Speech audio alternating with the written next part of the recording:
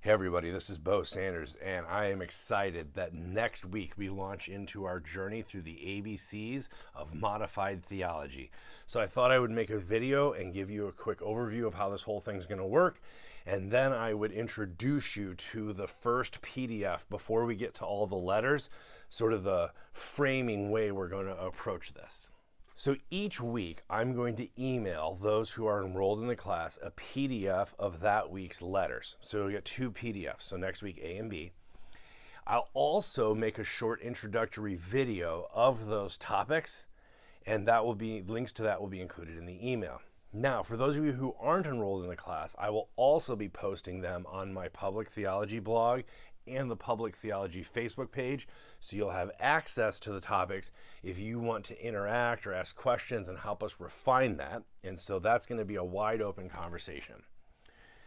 But the online component is for those who have registered for the class. We're going to go through on Mondays at 4 and on Thursdays at 3. Those are Pacific times. We're going to give a half hour to each letter. So 1 hour a week. So the next Monday will be A and B, and the next Thursday will be A and B.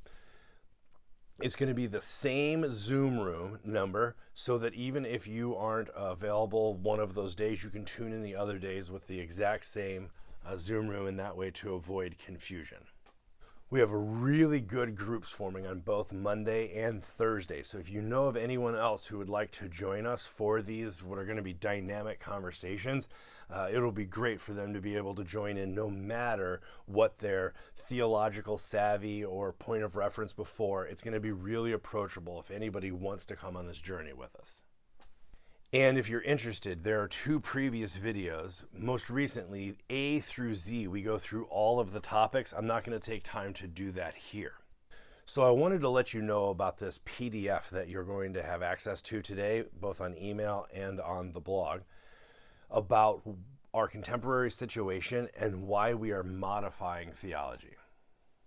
The 21st century is a time of rapid change. In the past, you may have thought that change was incremental and somewhat predictable. But unlike the past, it is now exponential and seemingly erratic, even random at points. And this sheer amount of rapid change has created a collective disorientation that can actually feel like widespread chaos.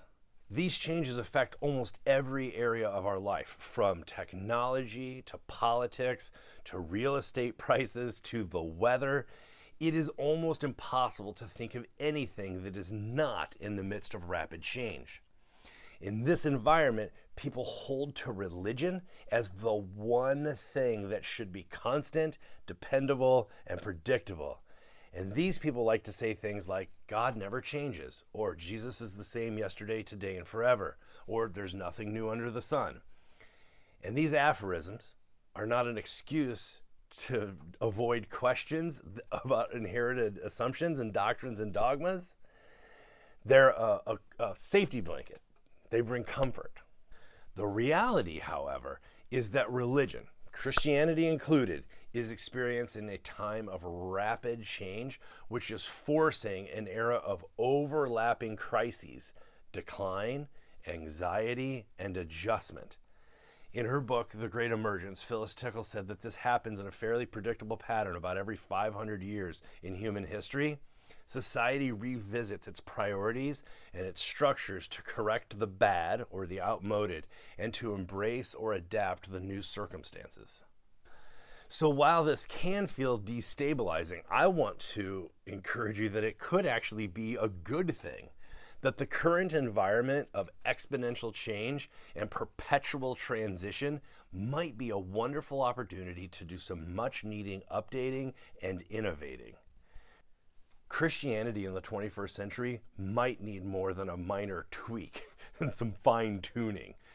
This tradition that we've inherited might require some structural changes and wholehearted redress of some fundamental flaws.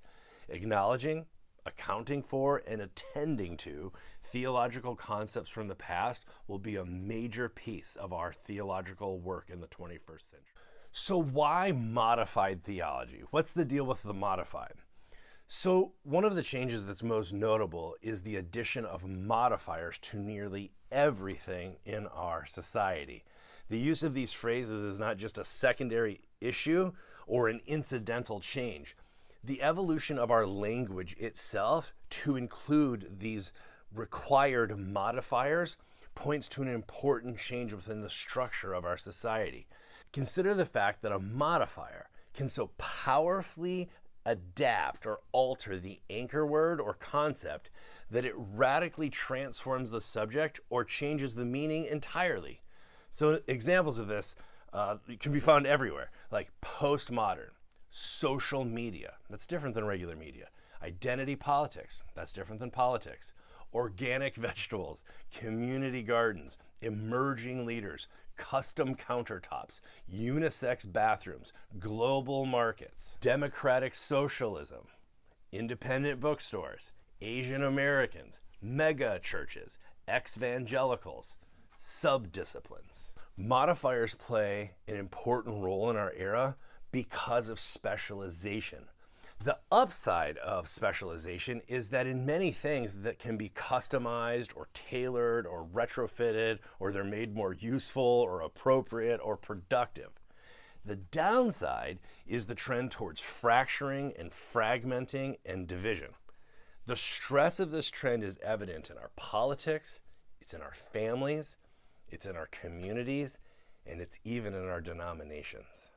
So for instance, in the medical field, they've embraced this in a positive way. We've moved from having just generic doctors to having general practitioners and a plethora of specialists like proctologists to orthodontists, pediatricians, oncologists, obstetricians, anything you can name, right? Internists.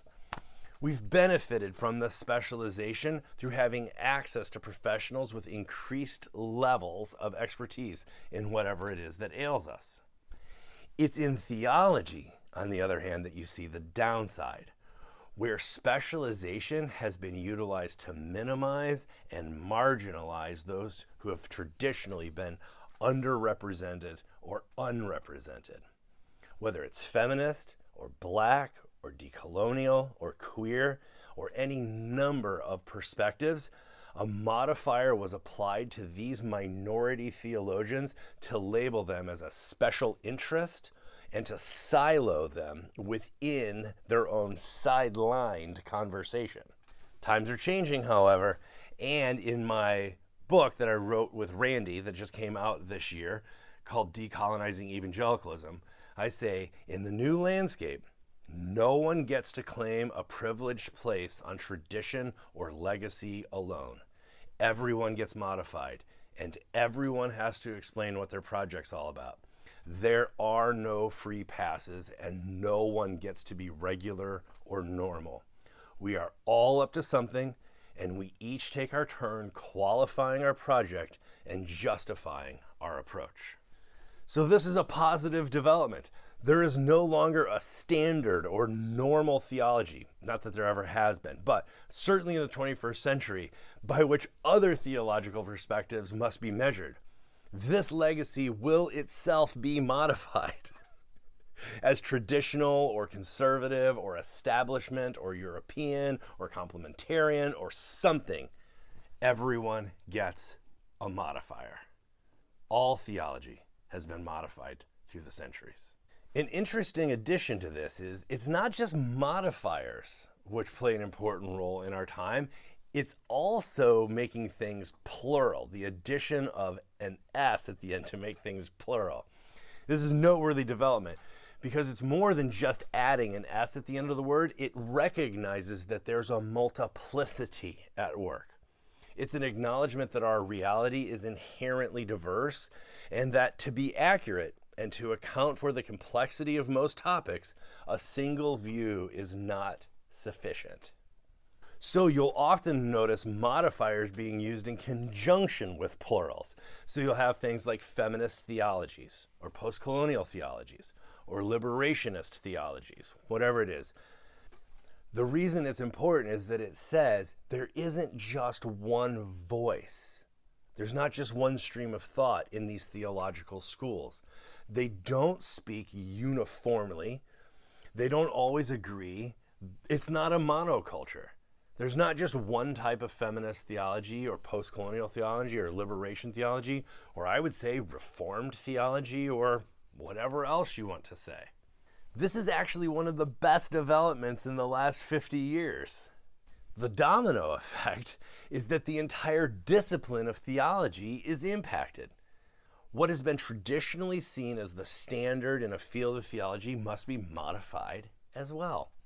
We must categorize these inherited approaches as Catholic theologies, 20th century theologies, historic theologies, evangelical theologies, etc. It's more accurate and more illuminating. The rules of the game have changed, and now everyone must play on a more level and inclusive field. Why am I so excited about this? Why do I like this development so much? Well, I love this guy named Paul Ricoeur, and he has this thing called the surplus of meaning. I'll close with this. People are fond of saying the more things change, the more they stay the same. But I want to submit to you, that has never been less true than it is today. I would like to suggest that the more things change, the more they are likely to keep changing at a rapidly increasing rate. So I hope that you will find this perspective helpful. You'll probably find some things you really resonate with this, that encourage you and give you some handles to hang on to different concepts, or maybe connect to things you've heard before in your own religious experience that'll help illuminate your perspective. But there's also going to be some disorientation where there's going to be things that make you uncomfortable. And if you're not practiced in a perspective like the surplus of meaning, there will be a learning curve as we get going that you'll probably want to say, yeah, but what's the right answer? So I'm glad that you are coming on this journey. We're going to have a great 13 weeks together as we cover these 26 topics. I am excited to get some feedback from you about this concept. Please email me or comment on the blog or on Facebook, and we begin to frame this in a way that is going to allow us to expand our understanding and see the beauty within these concepts and practices.